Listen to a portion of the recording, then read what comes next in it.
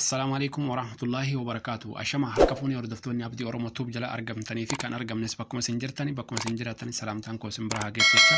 حراوني تنرجسو باسبورتي فيسبوك كيساني يودا قطن أكمي برتان يو بيتنامو أكميتين باسبورتي كيسان جيرتاني قويا فيسبوك كيسا وانتو تعدد جيرة جودان ديسان أكاسوما فيسبوك كيسان نمني براسي وجين فيدا ما جرم فيدا ما ينجرو أكميتي بيكو دان ديسان كانين تشيك برمسا كان دورا الليبر سيسنجرا غافي هدتو غرا توك توك الردي بينا غافة تميوان تايف أسومان سنة تغرسيسو بربادي تيجود كان فهمت أمورك أبيكيا يوتيوب سبسكرايب لايك شير قوتشودان نوردفا حاجة سلمان وجين تراسين انجرا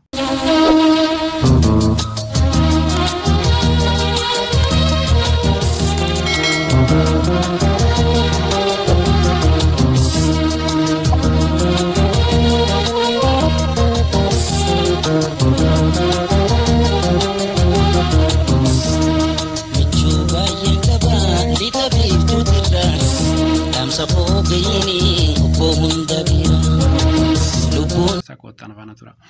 Facebook keessa seenna sarara gubbaarraa dalgee sadiinsan okay goona gadi boona gara jala setting in the privacy kajettu okay goona setting agasi kanatti sine dhufa gadi bootanii security ndaloo keen jettu amma haala kana jechuun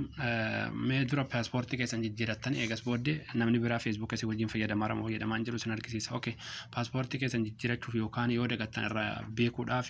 change passport buka jettu tana click gootu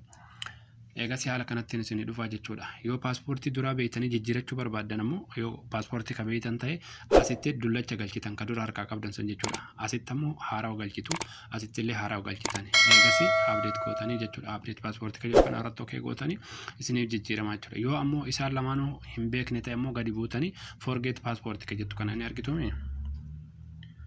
forget passport ka jedhu kan arra okay gootu amma isin garuu asitti wanti keessan jijjiirachuuf dirqama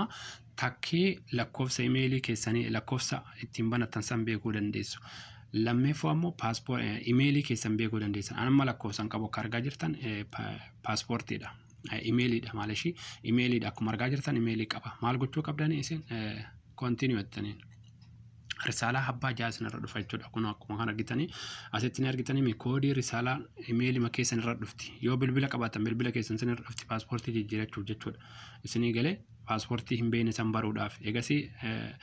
bakka duwwaa kanatti passportii koodii habba jahaasa yoo asitti galchitanii continue jettanii eegasi new passport isiniin jedha fiddanii passportii haarawa asitti galfattanii itti uumattanii sanboota continue jettanii kalaas isiniif jijjiirameera jechuudha boleeyyan kiyya haala kana jijjiirachuu ni dandeessan Facebook keessa namni biraa si wajjin fayyadamaa hin jiru bakka tokko kana dhuftanii si ol ka jettu kana irra click gootu amma namni biraa wajjin fayyadamaa jira akkuma argitan kana A10S fi A7 dha ni galee bilbila lama jechuudha amma kana tokkocha baasuu yoo barbaada haala kanatti beekuu dandeessan garuu ammoo yoo namni biraa isi wajjin fayyadamaa hin jirre ammoo lakkoofsuma keessan qofa jira lakkoofsi akka kana ayyi lakkoofsi biraa yoo jiraate isi wajjin namni biraa fayyadamaa jira beekuu dandeessan yoo hin jiraanne ammoo yoo jiraate ammoo haala kanatti isin dhufa anamma jawwaalli kiyya A10 kana A7 kun ammoo Facebook magiyya kunis kan irratti bane isinii galee kanaaf akka kanatti beekuu ni dandeessan baasuu yoo barbaadan ammoo log out of all ka jettu kan irratti click gootu eegasi haala kanatti log out gootanii haala kanatti jechuudha kalaas uf jala baasuu ni dandeessan jechuudha akkitti baastan akka kana okay amma baastaniirtani amma as jala kabaraa hin jiru jechuudha as jala deemtanii asharaa malee wanti biraan jiru haala kanatti namni biraa osoo wajjin fayyadamaa jiraate uf jala baaftanii keessan qofa deebisuu ni dandeettan amma asharaa malee lakkoofsi biraa jala kan hin jiru akkuma argaa jirtan kana jechuudha